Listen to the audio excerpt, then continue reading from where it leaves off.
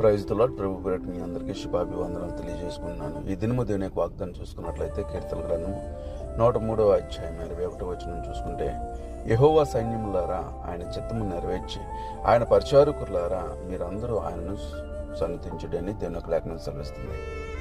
ఆ పై వచనాలు చూసుకుంటే, యెహోవా దూతలారా బలసూర్యులారా దేవుని స్తుతించండి.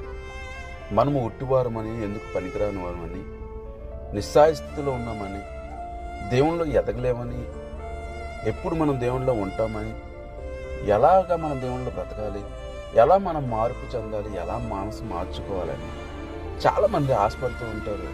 నాలాంటి పనికిరాని జీవితాన్ని ఎలా మెరుగుపరుచుకోవాలని. కానీ దేవుడు మనల్ని ఎలా పోలుస్తున్నాడంటే, యెహోవా దూతలారా మీరు దేవుని సైన్యములారా. ఎంత గొప్ప మాట అంటే, దేవుడు మనల్ని గూర్చి చాలా అద్భుతమైన మాట తెలియజేస్తాడు.